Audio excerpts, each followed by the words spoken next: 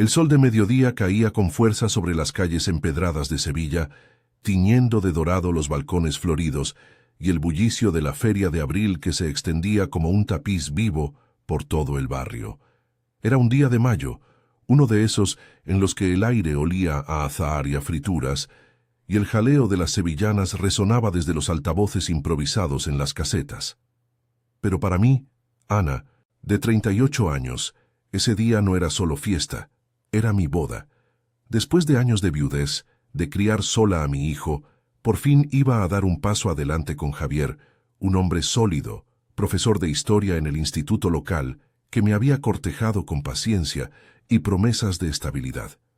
Me miré en el espejo del dormitorio de mi casa, un piso modesto en Triana, con vistas al Guadalquivir que serpenteaba perezoso bajo el puente de Isabel II. El vestido blanco, sencillo pero elegante, con encaje en los hombros, me hacía sentir como una novia de cuento, aunque mis ojos traicionaban el nerviosismo. Javier y yo nos conocíamos desde hacía 2 años. Él había sido amigo de mi difunto esposo, y poco a poco, su calidez había derretido el hielo que cubría mi corazón. «Seremos una familia», me repetía él siempre, refiriéndose a mi hijo, Miguel, de 10 años. Miguel, mi niño callado, el que no hablaba desde los 3, cuando un accidente de coche se llevó a su padre y lo dejó en un silencio que los médicos llamaban mutismo selectivo. No era sordo, no era tonto. Simplemente, el mundo le había cerrado la boca, y yo había aprendido a leer sus ojos grandes y oscuros, llenos de una tristeza que nadie más veía. «Mamá, ¿estás lista?», preguntó mi hermana Carmen desde la puerta, ajustándose el sombrero de flamenca que llevaba para la ocasión. Ella era mi dama de honor, la que siempre me empujaba a seguir adelante. Asentí, forzando una sonrisa. «Sí, vamos. Miguel ya está abajo con la abuela». Bajamos las escaleras crujientes y en la calle el coche alquilado nos esperaba, decorado con lazos blancos que ondeaban al viento cálido. Miguel estaba sentado en el asiento trasero, con su traje azul impecable, las manos cruzadas sobre las rodillas y la mirada fija en el paisaje. No dijo nada, como siempre, pero me tomó la mano cuando subí, y ese gesto fue su «estoy aquí». Lo abracé un instante, inhalando su olor a jabón de lavanda, el mismo que usaba desde pequeño. La ceremonia se celebraría en la iglesia de Santa Ana, un templo antiguo con arcos moriscos que Javier había elegido por su historia. Al llegar el órgano ya tocaba una melodía suave, y los invitados, familiares lejanos, amigos del barrio y colegas de Javier, llenaban los bancos de madera pulida. Mi madre, con su reuma actuando de nuevo, me guiñó un ojo desde la primera fila. Javier esperaba al altar, alto y sereno, con su esmohir traje gris y una sonrisa que iluminaba su rostro curtido por el sol andaluz. Caminé por el pasillo central, el velo rozando el suelo de piedra, sintiendo el peso de las miradas. Miguel iba a mi lado, portador de los anillos en una cajita de terciopelo. El sacerdote, un hombre mayor con voz ronca, comenzó la misa con bendiciones y lecturas del Evangelio. Todo fluía como en un sueño. Los votos, las promesas de amor eterno, el intercambio de alianzas. Javier me besó con ternura, y los aplausos estallaron como petardos en la feria, pero algo en el aire se sentía tenso. Javier había estado distante las últimas semanas, excusándose con el estrés del trabajo. «Es normal, amor», me decía, pero sus ojos evitaban los míos. Descarté los pensamientos. Hoy era nuestro día. Después de la ceremonia, nos dirigimos al salón de bodas en las afueras. Un cortijo reformado con patio empedrado y olivos centenarios. El sol se ponía ya, tiñendo el cielo de naranjas y rosas, y la banda de flamenco empezaba a calentar instrumentos. Los invitados bailaban, bebían manzanilla fría y devoraban jamón ibérico y gambas al pil pil. Miguel se sentó en una esquina, observando todo con esa quietud suya, mientras yo charlaba con primos y tías que me felicitaban efusivamente. «Ana, estás radiante», dijo una vecina besándome las mejillas. «Javier es un buen partido. Y Miguel, pobrecito. Ojalá hable algún día». Sonreí, pero el comentario me pinchó. Javier se acercó entonces con una copa en la mano y me rodeó la cintura. «Vamos a brindar, esposa mía». Brindamos, y el vino fresco bajó dulce por mi garganta. Pero noté su mirada desviándose hacia su teléfono vibrando en el bolsillo. «Es el trabajo», murmuró excusándose. La fiesta avanzaba. Risas, bailes, el taconeo de las sevillanas que hacía vibrar el suelo. Miguel seguía en su rincón, jugando con un trozo de pan, pero de pronto Javier me tomó del brazo. «Ven un momento, quiero enseñarte algo en el despacho del Cortijo. Es una sorpresa». Lo seguí, intrigada, dejando atrás el jaleo. El pasillo era fresco, con paredes encaladas y fotos antiguas de la finca. Entramos en una habitación pequeña, con escritorio de madera y una ventana que daba a los campos oscurecidos. Javier cerró la puerta y su expresión cambió. Ya no era la sonrisa del novio, sino algo tenso, casi calculado. «Ana, hay algo que debo decirte», empezó sentándose en el borde del escritorio. «Sobre nosotros, sobre el dinero». Fruncí el ceño. «¿Qué pasa, Javier? ¿Es grave?» Él suspiró, pasándose la mano por el pelo. «He tenido problemas en el banco, préstamos que no puedo pagar. Pero no te preocupes, lo resolveremos. Solo necesito que firmes unos papeles. Es para asegurar la casa, para nuestro futuro». Sacó un sobre del cajón, papeles amarillentos con letra fina. Mi estómago se revolvió. Algo no encajaba. «Javier, ¿por qué aquí? ¿Por qué no me lo dijiste antes?» «Confía en mí», insistió, extendiendo la pluma. «Es rápido». Dudé, el corazón latiéndome fuerte. Afuera la música seguía, pero en esa habitación el silencio era opresivo. Firmé con manos temblorosas y él sonrió aliviado. «Gracias, amor. Ahora volvamos a la fiesta». Pero cuando se giró para abrir la puerta, algo en su bolsillo cayó. Una llave pequeña, extraña, que rodó bajo el escritorio. La recogí, curiosa. «Javier, ¿qué es esto?» Él se tensó. «Nada, dámela». En ese momento la puerta se abrió de golpe. No era Javier quien entraba, sino nadie. Espera, era Miguel, mi hijo, de pie en el umbral, con los ojos muy abiertos, el rostro pálido bajo la luz tenue. Por primera vez en 7 años, su boca se abrió, y una voz ronca, infantil pero clara, salió de ella. «Mamá, no firmes nada más. Él no es quien dice. Te está mintiendo. Hay un hombre esperándolo afuera con una furgoneta. Quieren llevarte». El mundo se detuvo. Javier palideció, girándose hacia Miguel con furia. «¿Qué demonios?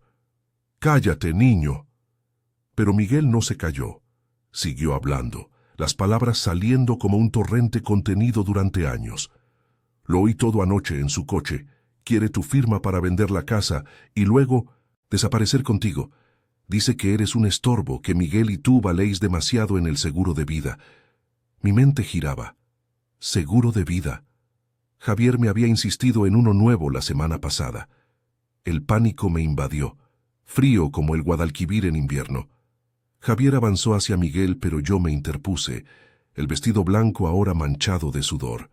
«¿Es verdad?», grité, la voz quebrada. Él dudó, y eso fue suficiente. «Ana, escúchame». Miguel tiró de mi mano. «Corre, mamá». Lo vi en sus mensajes. El hombre afuera tiene una jeringa. Salimos corriendo del despacho, el pasillo un borrón de sombras. Afuera, la fiesta seguía ajena, pero en el aparcamiento, una furgoneta negra esperaba motor encendido.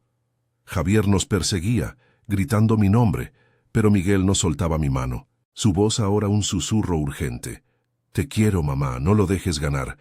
Corrimos hacia la multitud, donde mi hermana nos vio y alertó a todos. La policía llegó minutos después, alertada por los invitados confusos. Javier fue detenido esa noche, esposado bajo las luces de la feria, confesando todo: deudas de juego, un plan para estafarme y peor, un secuestro simulado para cobrar el seguro. Gracias a las palabras de Miguel, mi vida, nuestras vidas, se salvó. Pero esa noche, mientras el sol se hundía del todo, abracé a mi hijo, sintiendo su corazón latir contra el mío. Por fin hablaba, y lo que dijo no solo me salvó, nos abrió un nuevo camino. La noche de la boda se convirtió en un caos de luces parpadeantes y voces alteradas. Las sirenas de la policía rasgaban el aire cálido de la feria, mezclándose con el eco distante de las sevillanas que aún sonaban en alguna caseta lejana. Yo, Ana, seguía aferrada a Miguel, mi hijo, cuyo cuerpo menudo temblaba contra el mío, como si el mundo entero se hubiera desmoronado bajo sus pies. El vestido blanco, ahora arrugado y manchado de tierra del aparcamiento, se pegaba a mi piel sudorosa. Pero nada de eso importaba. Lo único que sentía era el alivio mezclado con un terror profundo, como si hubiera escapado de un abismo por un hilo. Los invitados se arremolinaban alrededor, confundidos, con copas a medio beber y platos de paella abandonados en las mesas. Mi hermana Carmen fue la primera en llegar hasta nosotros, su rostro flamenco pálido bajo el sombrero torcido. «Ana, ¿qué ha pasado? ¿Estáis bien?», gritó abrazándonos con fuerza, su perfume a jazmín invadiendo el aire cargado de humo de barbacoa. Miguel no respondió. Su voz, esa voz milagrosa que había irrumpido como un rayo, se había apagado de nuevo, pero sus ojos, esos ojos oscuros que siempre habían hablado por él, ahora brillaban con una mezcla de miedo y determinación. Lo apreté más contra mí, susurrando: «Todo va a estar bien, mi amor. Todo va a estar bien». La policía, dos agentes uniformados con acento gaditano que contrastaba con el jaleo sevillano, nos separó con gentileza para tomar declaraciones. Javier estaba esposado contra el capó de un coche patrulla, su esmoir arrugado, y el rostro contorsionado en una mueca de derrota. Lo vi por última vez esa noche, balbuceando excusas a los oficiales, deudas acumuladas en casinos clandestinos de la Costa del Sol, un socio turbio que le había prometido una salida fácil. El plan era simple y cruel: firmar los papeles para hipotecar mi casa en Triana, simular un secuestro en la furgoneta, con esa jeringa llena de un sedante para dejarme inconsciente, y luego cobrar el seguro de vida que él mismo había contratado a mi nombre, haciendo que pareciera un accidente durante la luna de miel. Miguel lo había oído todo, escondido en el asiento trasero del coche de Javier la noche anterior, mientras yo dormía agotada en casa. «Señora, ¿quiere que llame a alguien?», me preguntó una agente joven con el pelo recogido en una coleta práctica. Su voz era calmada, un bálsamo en medio del torbellino. Asentí, y llamaron a mi madre. Ella llegó en un taxi, cojeando por las escaleras del cortijo, con el chal sobre los hombros y los ojos enrojecidos. «Hija mía». «Dios mío», murmuró, abrazando a Miguel primero, como si supiera que él era el héroe de la noche. Mi abuela, que había sido la niñera de Miguel desde pequeño, nos siguió poco después, trayendo una manta para envolvernos.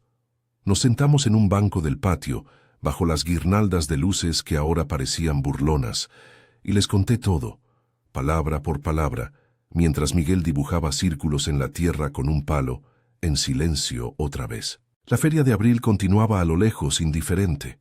El olor a churros fritos y a caballos sudados flotaba en el viento, recordándonos que la vida en Sevilla no se detiene por un drama personal. Pero para nosotros, el mundo había cambiado.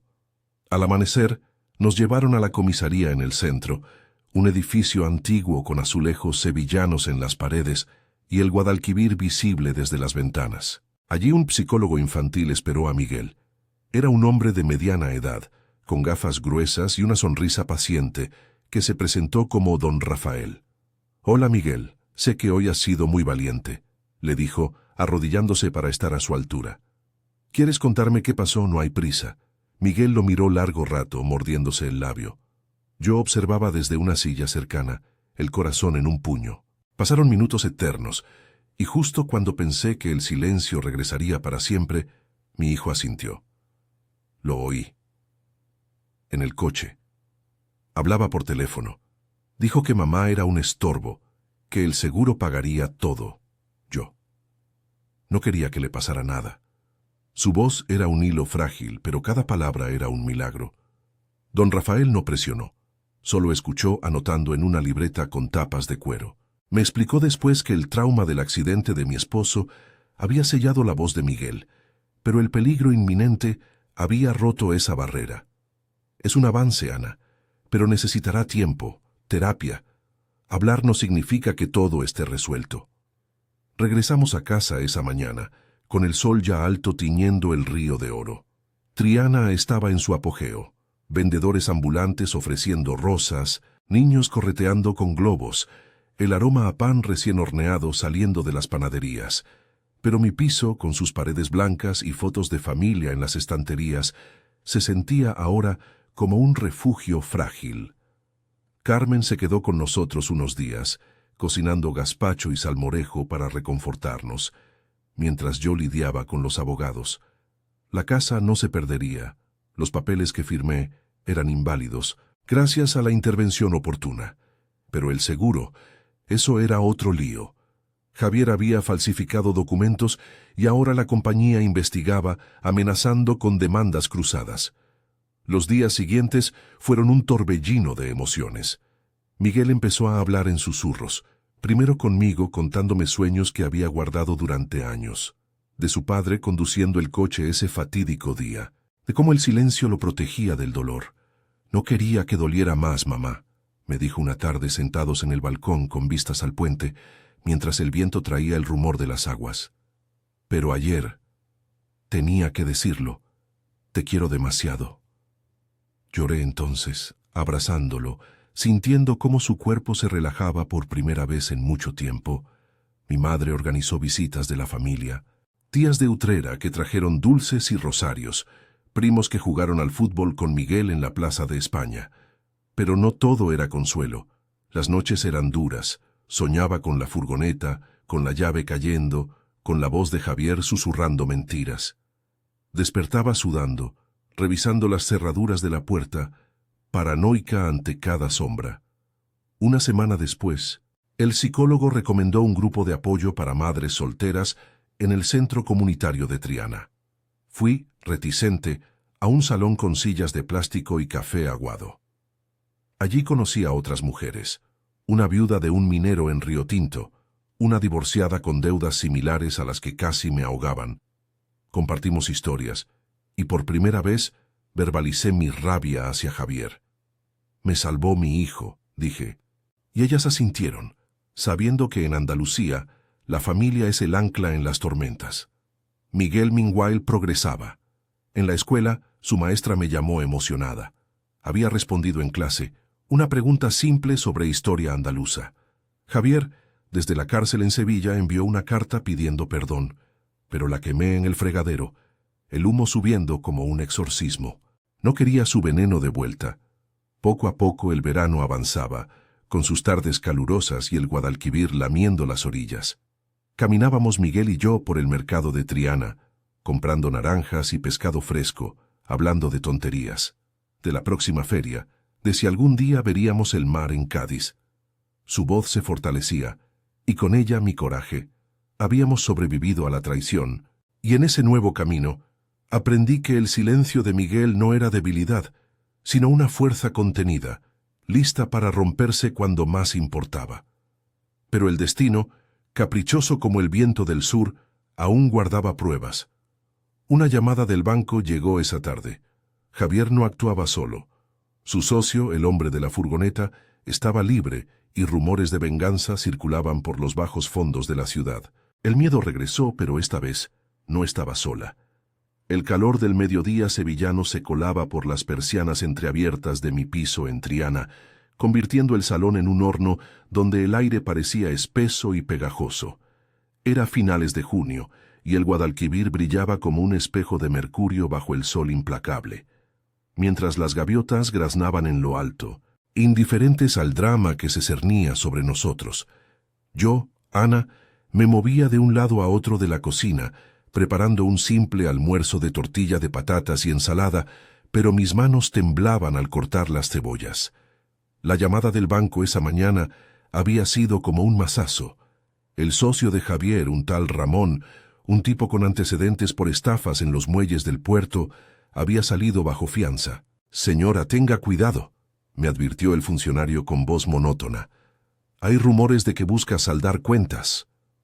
Miguel jugaba en el balcón con un viejo balón de fútbol, su risa ocasional un sonido aún frágil, como el eco de un río que vuelve a fluir después de una sequía. Desde esa noche de la boda, hablaba más, en frases cortas y espontáneas, pero el miedo lo acechaba igual que a mí.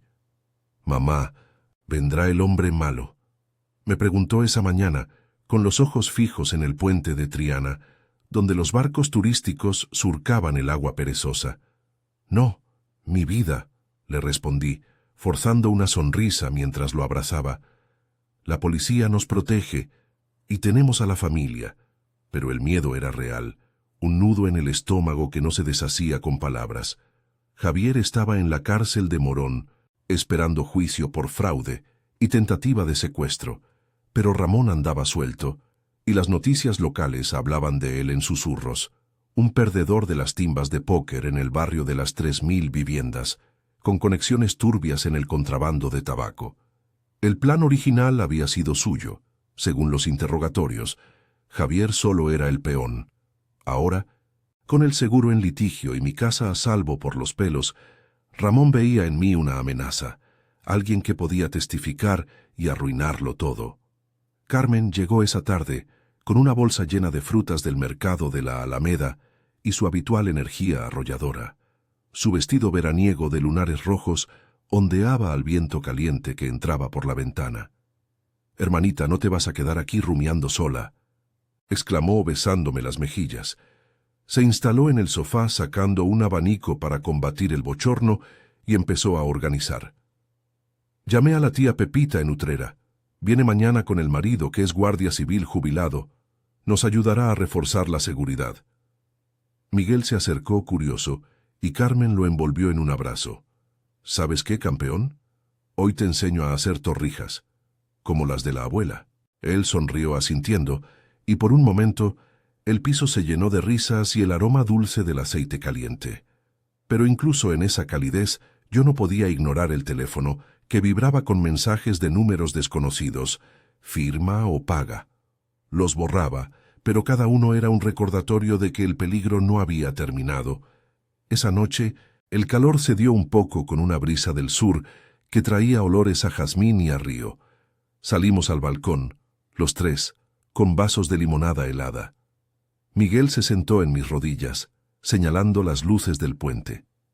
«Mira, mamá, como estrellas en el agua». Su voz, aún ronca por el desuso, me llenaba el pecho de orgullo y ternura. «Sí, como estrellas», repetí, besando su frente. Carmen nos observaba, con los ojos brillantes. «Eres una madre de hierro, Ana. Recuerda cuando éramos niñas y jugábamos en el Guadalquivir saltando piedras. Sobrevivimos a eso, sobreviviremos a esto». Pero la prueba llegó al amanecer del día siguiente. Un golpe en la puerta me sacó de la cama, el corazón acelerado. Era mi madre con el rostro demacrado y una maleta en la mano. «No podía dormir, hija. Soñé con tu padre, con que nos dejabas solas». La reuma la hacía cojear, pero se instaló en la cocina, preparando café fuerte y bollos de anís que olían a infancia. La tía Pepita y su marido, don Manuel, llegaron poco después en un viejo Seat, aparcando en la calle empedrada donde los vecinos ya chismorreaban sobre la boda maldita. Don Manuel, con su bigote canoso y uniforme invisible, inspeccionó las cerraduras. «Instalaremos una cadena extra y una cámara barata, y nada de abrir a extraños». El día transcurrió en una rutina forzada.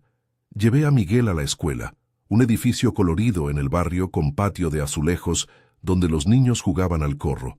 Su maestra, doña Luisa, me abrazó en la entrada.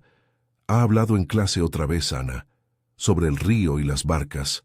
Es un milagro». Lágrimas picaron en mis ojos. Mi hijo estaba floreciendo, palabra a palabra, gracias al apoyo de todos. Pero al volver, encontré un sobre en el buzón, una foto mía y de Miguel en el mercado, con una nota garabateada. «El niño habla demasiado. Calla o sufre». El pánico me invadió como una ola del Guadalquivir en crecida. Llamé a la policía, y un agente vino rápido, un joven con acento de Huelva, que tomó notas en una libreta. «Lo investigaremos, señora. Ramón es conocido, lo tenemos vigilado». pero sus palabras no calmaban el temblor en mis manos. Esa tarde, en el grupo de apoyo del centro comunitario, un local fresco con ventiladores zumbando y pósters de la Virgen de la Esperanza, compartí el miedo. Siento que no puedo protegerlo, confesé, la voz quebrada. Una mujer mayor, con arrugas como surcos en la tierra de olivar, me tomó la mano. La familia es tu escudo, Ana. Yo perdí a mi marido en un accidente en la mina. Mis hijos me salvaron. Deja que te ayuden. Regresé a casa con el sol poniéndose, tiñendo el cielo de rojos intensos como el flamenco. Miguel me esperaba con un dibujo, nosotros dos en una barca, navegando lejos del peligro. No tengáis miedo, mamá. Yo te cuido ahora, dijo, su voz más firme, un eco de la valentía que lo había hecho hablar en la boda. Lo abracé, sintiendo su calor contra el mío, y por primera vez en días, el nudo se aflojó un poco.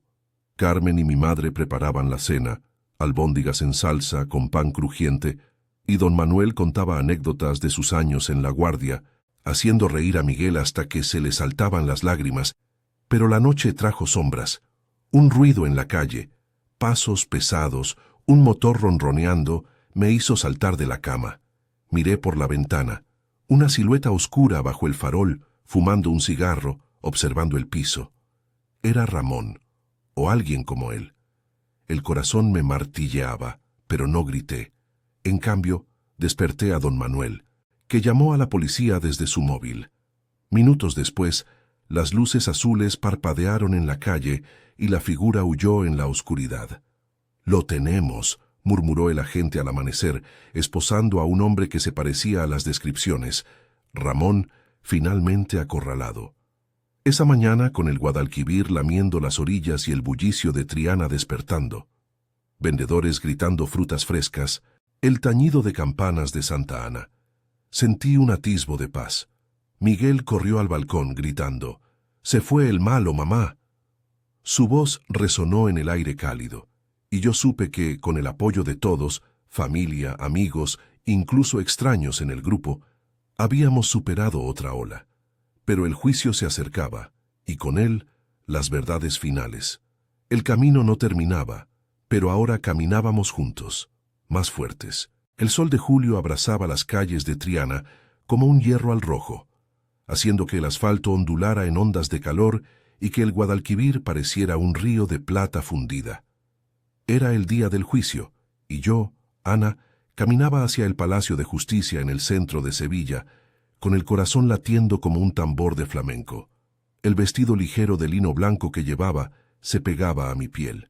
Pero no era el bochorno lo que me ahogaba, era el peso de las memorias, de esa noche de boda que había sido un sueño roto.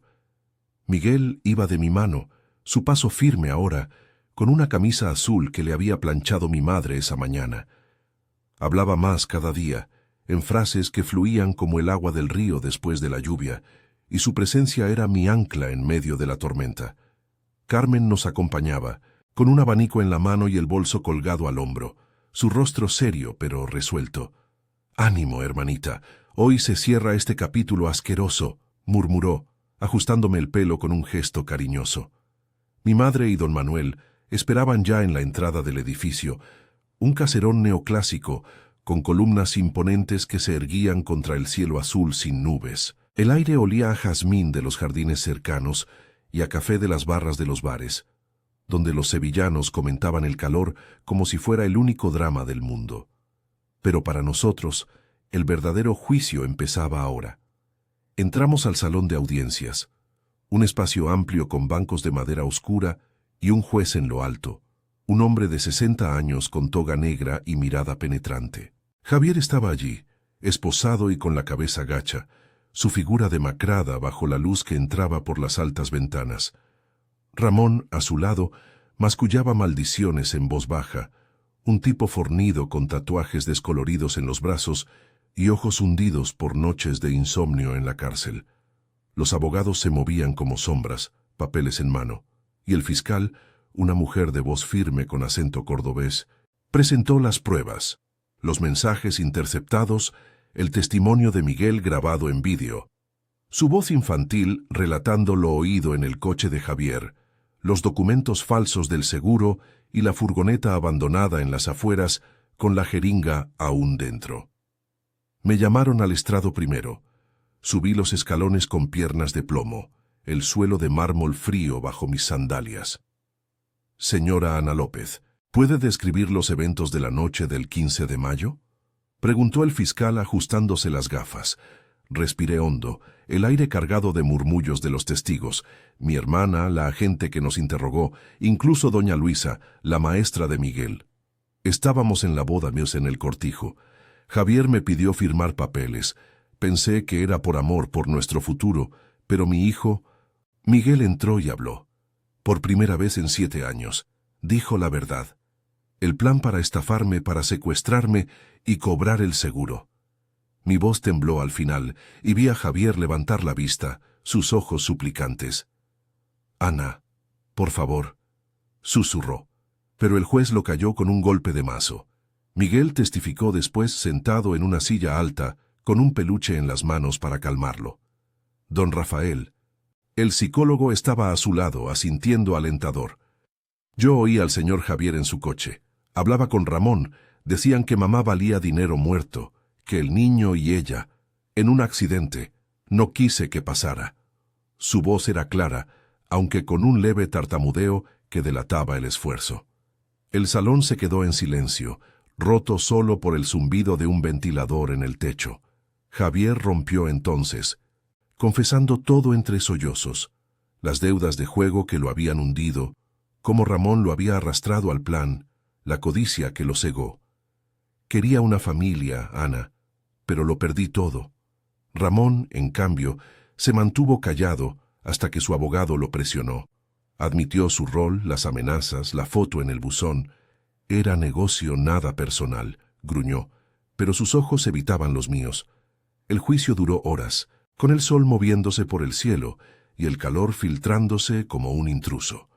Cuando el juez dictó sentencia, 20 años para Javier por fraude y tentativa de secuestro, 15 para Ramón por complicidad y amenazas, un suspiro colectivo llenó la sala. Salimos al exterior, donde el bullicio de Sevilla nos envolvió.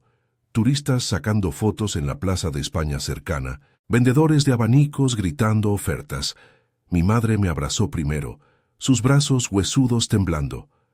«Se acabó, hija, Dios ha sido justo».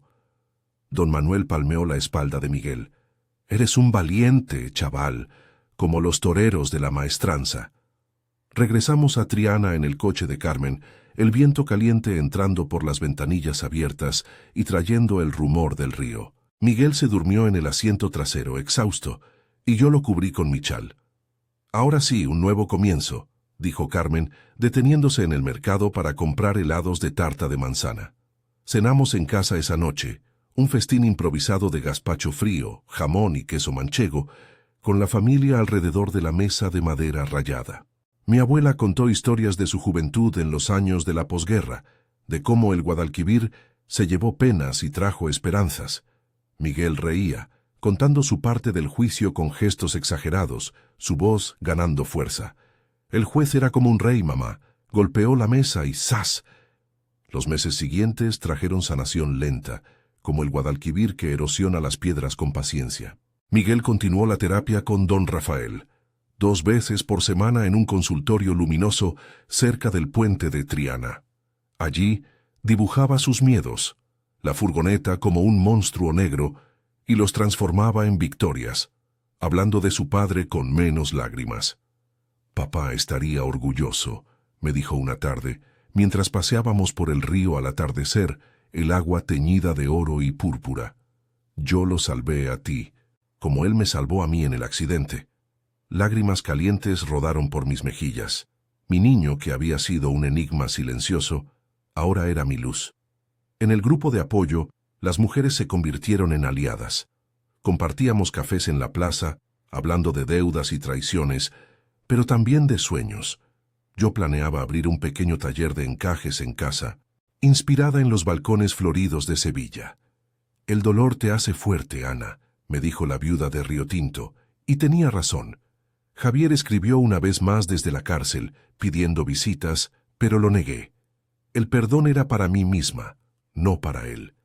El otoño llegó con brisas frescas que barrían las hojas de los naranjos, y con él la rutina renació. Miguel volvió a la escuela con notas brillantes, uniéndose al coro del colegio para cantar sevillanas en la Navidad. Yo, por fin, dormía sin pesadillas, despertando al sonido de las campanas de Santa Ana. Una mañana de octubre, sentados en el balcón con vistas al puente iluminado por el sol naciente, Miguel me tomó la mano. «Mamá, gracias por no rendirte, somos un equipo». Su voz, ya segura y melodiosa, resonó en mi corazón como una promesa. Sevilla siguió su curso. Ferias, romerías, el latido eterno del sur. Habíamos enfrentado la traición, el miedo, la pérdida, pero con el apoyo de la familia. Mi madre cocinando, Carmen riendo, don Manuel vigilando, y la comunidad que nos arropó como un manto, salimos más enteros. El silencio de Miguel se había roto no por magia, sino por amor puro, y en ese lazo encontramos nuestra salvación. La vida, con sus tormentas andaluzas, continuaba, y nosotros, más sabios, navegábamos sus aguas juntos.